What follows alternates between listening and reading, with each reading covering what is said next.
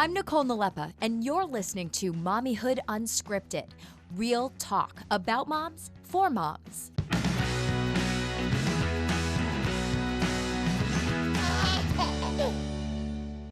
Hey everyone, welcome to Mommyhood Unscripted. Thanks for finding us. Today's guest is Celeste Yvonne. She is a mom, she's a writer, an award-winning writer that's covering topics of motherhood and the mental load with bylines in the Washington Post, Huffington Post, just to name a few. And in 2023, she came out with her book, It's Not About the Wine, The Loaded Truth Behind Mommy Wine Culture. This book explored why mothers are drinking more than ever and how they can break free. And this all comes from a personal place. In 2018, Celeste openly spoke about her struggles with alcohol and announced her commitment to becoming a sober mom for the sake of her health and for her family. Chances are, moms, you've probably seen Celeste pop up in your feed on Facebook or on Instagram. Her handle is The Ultimate Mom Challenge, and her piece about a play date that went sideways when another mom started serving mimosas has reached over 14 million people and counting. Without further ado, we want to welcome Celeste Yvonne to Mommyhood Unscripted. Thanks for being here, Celeste. Thanks for having me, Nicole. It's great to connect. I've been following your stuff for a while now, Celeste, and what really resonated with me was a post that you reshared of your reason why you wanted to become sober. And it was right around December. It was right around the holidays when I saw this pop up again.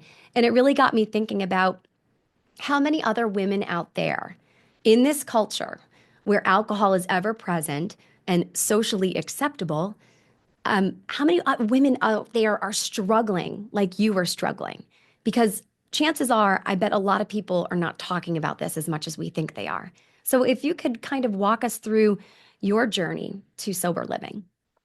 In December, I celebrated 7 years alcohol-free, and it's an exciting milestone. It took me a long time to, get to even the place where I got to my day one. The whole process has been such a journey. And it really did start with getting to an unbearable place in my motherhood experience, in my mental health, in my feeling undersupported, unfulfilled, and struggling physically and emotionally, which I think a lot of women, when we become new moms, can relate to.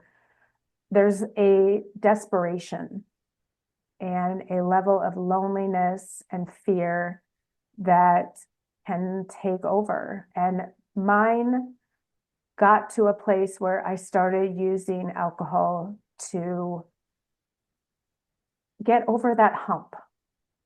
And part of it was boredom, part of it was trying to numb out the imposter syndrome, trying to deafen the voice in my head that said I wasn't doing enough or I wasn't enough.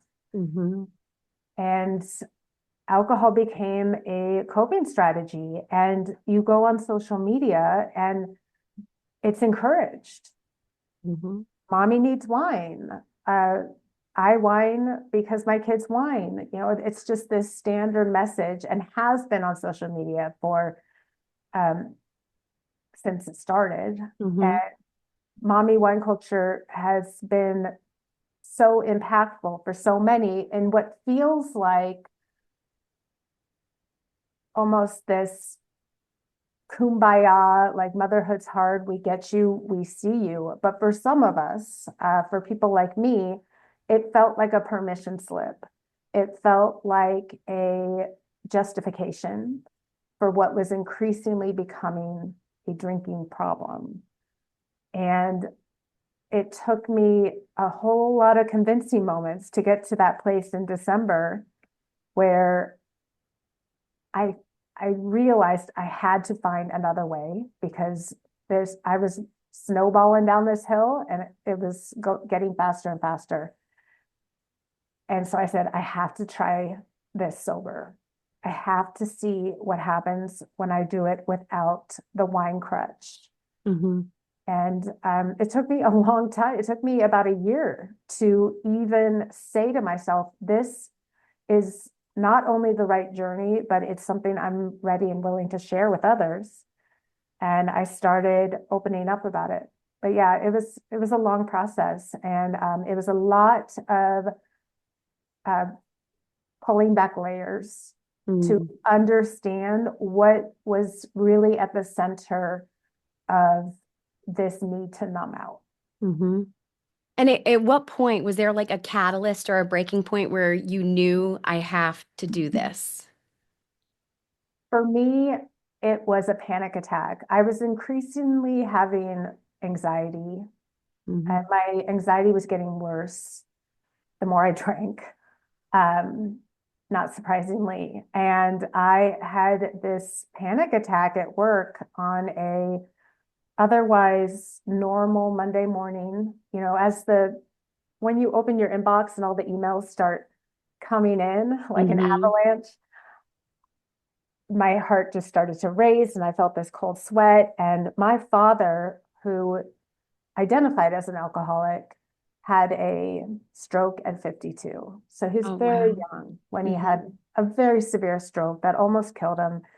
And I wasn't anywhere near 52 when that happened, but the reality of my situation came crashing down in that moment. And I realized even if I'm not having a stroke right now, what am I waiting for? Am I waiting for the stroke to reevaluate my drinking? Am I waiting for this rock bottom moment to change what I already know isn't working for me? And that's what I needed to get myself out of this hole I had dug for myself. Hmm. Thank you for sharing your story. I think what's so hard with the culture, of alcohol is number one, it's everywhere.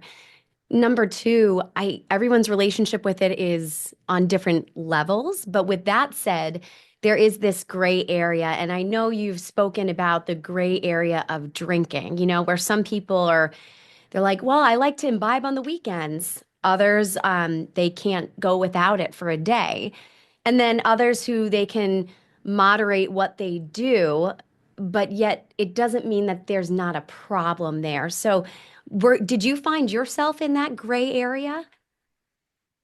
I definitely identify as a gray area drinker. I do not call myself an alcoholic.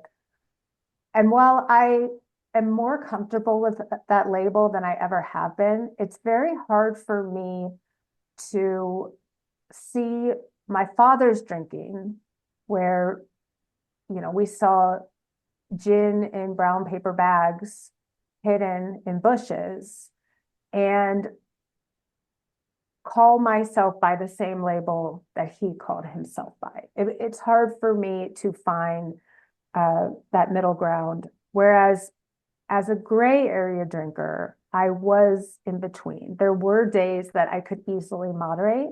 Hmm.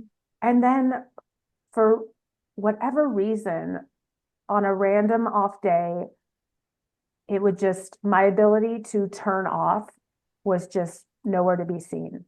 And I would get blackout drunk. And I never knew which way it was going to go. So it was very dangerous especially as a parent. And it felt like it was becoming increasingly more common as I got older. But I do see the label gray area drinking, which is, a newer term, Hmm. as this middle ground between someone who knows that they have a very healthy relationship with alcohol and can moderate and do moderate versus someone who might identify as an alcoholic and can never moderate. It's not ever an option. So I like that we are coming up with some more of this nuance, and that Hmm. our relationship with alcohol can be seen on more of a spectrum Hmm. than maybe we've seen in the past. Yeah, absolutely. Because again, it's such a different experience for everyone, and I think that that's like the problem with stigmas, right? It's like a one size fits all, and so many of us are going, well, wait, that doesn't really apply to me necessarily. So that doesn't mean that I'm part of that, right? And then I think it also kind of gets people off track from getting the help or even reaching out and starting these conversations to kind of see where they're at and where other people are at too. We're especially as moms, right? We're so isolated in some ways. You know, even if you do have your community, there may be things that you're just so trepidatious about bringing up. And you know, or if you have a group of moms, for example, and, you know, they set up the wine every time there's a play date. And I know, you know, your story with the mimosas, it- that is something that's there. So, how do we broach a topic in something that's like socially, culturally acceptable to have alcohol at first birthday parties, you name it? Right. It is, it's everywhere and it's all the time. And we have given ourselves a permission slip to always imbibe because what? Parenting, motherhood, Right. Life uh, is hard. Let's life is imbibe, hard. right? Yeah. Yeah. And, while there can be some humor and a means of giving ourselves a essentially a pat on the back. Like, I get it. I see you. There is a harm that comes with a message like that, where we are condoning a very addictive drug. And it's something that with other drugs, we would never condone around motherhood. When I try to help people see or distinguish, like, would you ever say that around some of the harder drugs we have um, easily accessible and available? How does that make you feel? And why do we give alcohol a hall pass every time? Hmm. That's such a good point. So, what motivated you to want to write a book about this? How far into your sober journey were you at this point? It's a funny story. I was writing a very different book on motherhood and parenting, and I had an agent and we were working on this manuscript when I came out to my social media followers with that post that I am 1 year sober. I bet you didn't know this about me, but I have a toxic relationship with alcohol.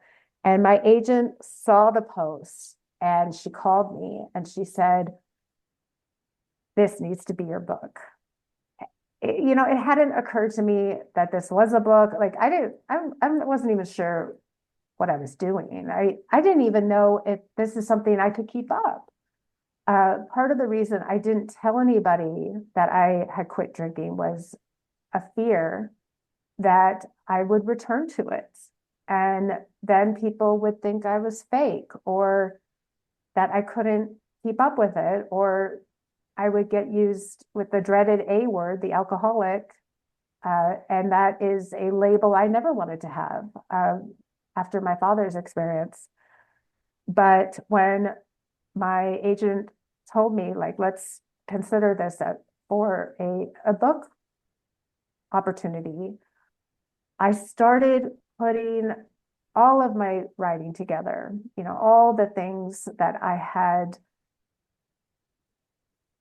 put in my head around my experience with sobriety, as well as the challenges of motherhood. And I started compiling them and then seeing new experiences that were coming up as a result of my sobriety.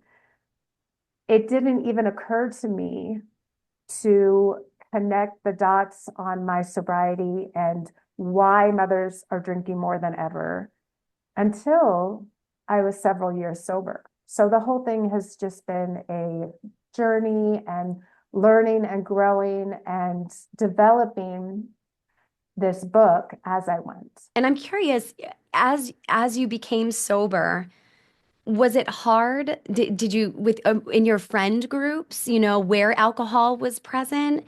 Did you lose friends? Did you have to, you know, kind of set up certain boundaries for yourself? I like to say that quitting drinking was one of the best friendship filters I've ever had. You quickly learn who were real friends and who were drinking buddies. And it's not to say that those drinking buddies weren't great people, but for me, all we genuinely had in common was our love of drinking. Mm. And it's not sustainable. That's not what a sustainable friendship is built on, which is okay. And it helped me to move on and also build deeper those relationships with the friends who genuinely did not care whether or not I was drinking. They had healthy relationships with alcohol, and it did not bother them that I declined a drink or meeting up at places where alcohol wasn't being served, because it just wasn't something that took up space in their head. Hmm. Or in your friendship with them, right? Right. Yeah.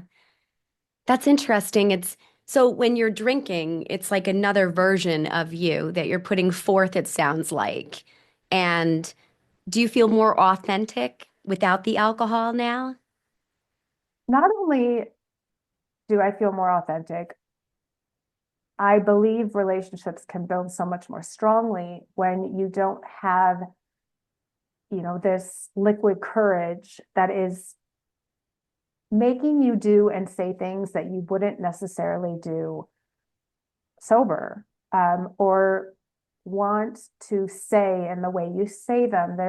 There's so many things that alcohol convinces us that of what we say and do that we wouldn't otherwise do that way. And to be able to establish friendships and moments of connection that are built on realness, on genuine moments, it makes a big difference. I Hmm. have found this both in my friendships and in my relationship with my husband. Mm. We were together. We started off um, connecting through alcohol. That's how most people date. Hmm. Drinks with dinner, going out to sporting events. And there was a lot of fear around what will our relationship look like when I'm no longer drinking. And he's a normal drinker. He can take it or leave it. It was a learning moment. There was parts of me that was like, is he going to embrace this or is he going to be afraid? And in our recovery meetings, I see so often partners who don't handle this change in their spouse well, who don't want to see their spouse quit for all sorts of reasons. But I have found, and our relationship has grown so much stronger and deeper, not only because I can hold myself accountable for the things I do and say, but because I'm less inclined to use this liquid courage to start a fight, to say something that I forget the next day, to do something dangerous or stupid or reckless. All Hmm. those things that do not strengthen a relationship, but they can negatively impact them just as much. Hmm. No, absolutely. I can't even imagine, when we think back to our relationships prior to kids, like you said, that culture going out, meeting someone at a bar, or going out into a social setting like that with social drinking. And, that fear of, is this version of who this person fell in love with back then going to sustain without that substance? So, yeah, that's got to be really hard. And I'm sure a lot of partners do struggle with that. But with that said, I'm sure it's also an exciting experience to get to know the person beyond all the alcohol and everything, right? Yeah, I mean, you learn other ways to connect. And it sounds cliche, but it is a deeper connection when you are having these organic moments that aren't influenced with dopamine going haywire in your head, Mhm. Yeah. when you're feeling kind of a rush of endorphins, when you're having the genuine moments, the real experiences, and you're less motivated by the mental load of alcohol, which is something that anyone who struggles to moderate their drinking can understand. It can really consume your thoughts around even what activities you want to do, because you're constantly looking for excuses to drink or access to alcohol. To be able to let go of that and to find ways to connect based on going outside, exercise, Mm. vacation. I mean, all these things have had such a positive impact on all of my relationships with my partner, with my friends, with my family. I can't think of a single relationship that has been negatively affected by my sobriety that I would have wanted to retain anyway. Did your children know what was going on in your journey, or were they a little young to understand? My kids were 3 and 1 when I quit drinking, but amazingly, kids can recognize and distinguish alcohol from non-alcoholic drinks as early as age 3. And, I share this in my book, but I had this defining moment when I was still drinking where I was having this really sweet moment with my 3-year-old, and he was on my lap and I was sipping my wine, but we were really just having so much connection and love. But my glass was empty and I needed to get up and get another drink. And so I let my son know. I said, "Hey, I'm going to get up. I'm going to go grab another drink. I'll be right back." And my son could not understand after I just had a drink why I would therefore need another one. And, he says, "But why? If you're thirsty, you just had a drink. Why?" And I remember holding on to that moment because of kind of the guilt that sat on me. Like, is this what my kids are going to remember about mom? Constantly needing a glass of wine in their hand, always being thirsty for more.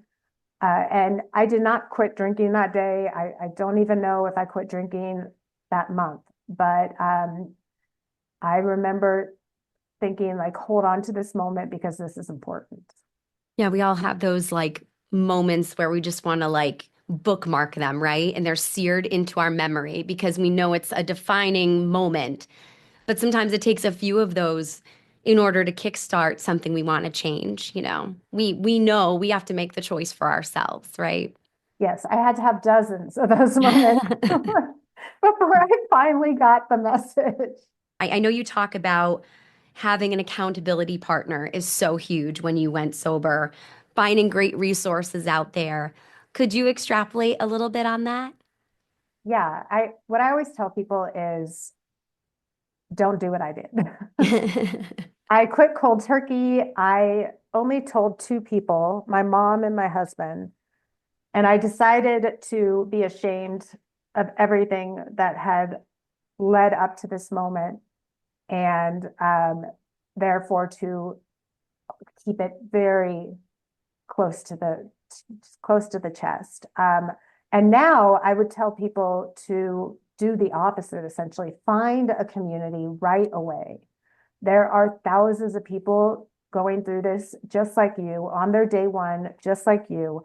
There are so many different ways to connect now that have flourished through Zoom, through online connection in a way that mothers can receive the support they need, especially when they're in the thick of it and can't go to in-person meetings. They can just hop on a quick call and listen from their earbuds. So I would say look for a sober support community. There's all kinds out there. Find an accountability partner and start with 30 days. 30 days is a significant enough amount of time where you can see the benefits of your sobriety. It will start to impact your sleep, your energy, your mood. And it will also give you that evidence of what moving forward could look like if Mhm. you sustain this habit that you are building up on. And for those who are listening or watching and wondering, what question should I really consider? Is this a problem for me? I know you talk about, asking yourself, does it serve you, right? Do the benefits outweigh the consequences? And you also explore in your book, does it hold you back? Are those all questions right away you said in your mind, yes, yes, and yes, I need to change? In a way, I think when my day one was less about asking questions and more of I have to stop right now or I could lose everything. Like my day one was very fear-based, which I think is how it is for a lot of people. But if you are going into it more out of curiosity, you're sober curious. I heard this on a Peloton workout once. I think it was Jess King, but she said something to the effect of, you already know what will happen if you keep going. Meaning, and the way I took it is like, if you keep drinking, you already know what that's going to look like. It's time to find out what will happen if you quit, if you stop. And I love that mindset of like, let's go into it curious. Like, what nothing bad's going to happen if I take 30 days off of alcohol. I will save money. I will retain brain cells. Yeah. I will get some good sleep and some good energy. I have literally nothing to lose. So why not if I've never tried it before, why not give it a shot? And if the idea of abstaining for 30 days feels untenable, that is important information for you too. That is something that may be a bit of a jump start that you might need additional support to make these 30 days happen.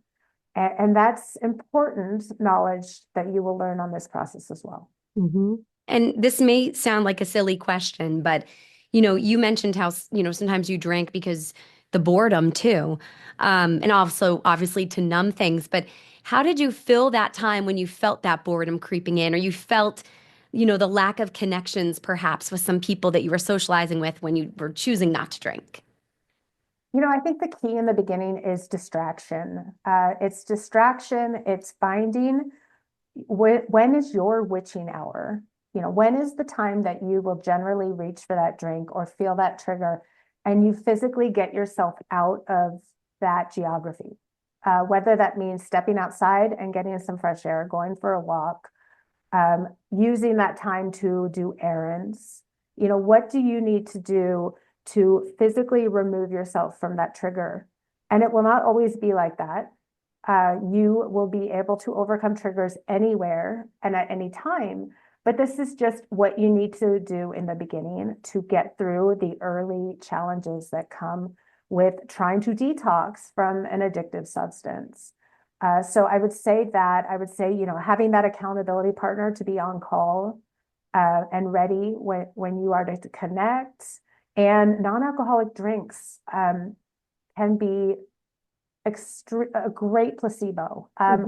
It might not necessarily be non-alcoholic beer or wine, which some people find triggering, but making yourself a delicious mocktail or bubble water with lime and mint. I mean, make it feel special. And for some people, that can help sustain them for those early days. If we are talking about a habit and not something that you actively need to detox from, in which case you do need to talk to your doctor. You do need some form of medical intervention because it can be life or death.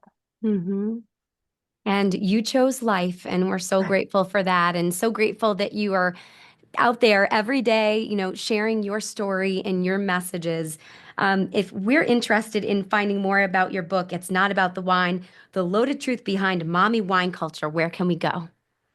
You can find the book on Amazon or anywhere books are sold. It will be available on audiobook probably in the next month or two. Oh, great. And you can go to my website at celesteyvonne.com. All right. And where can we find you on social media? We love following your posts. Thank you. I'm at the Ultimate Mom Challenge on Facebook and Instagram. Thank you so much, Celeste, for coming on the show. Thank you, Nicole. So glad to be here. If you like what you heard, make sure to subscribe to Mommyhood Unscripted. Share it with your friends, too. It's available on iTunes, Google Play, Roku, and everywhere else you get your podcast. I'm Nicole Nalepa. Thank you so much for listening. And remember, Mama, you're doing great.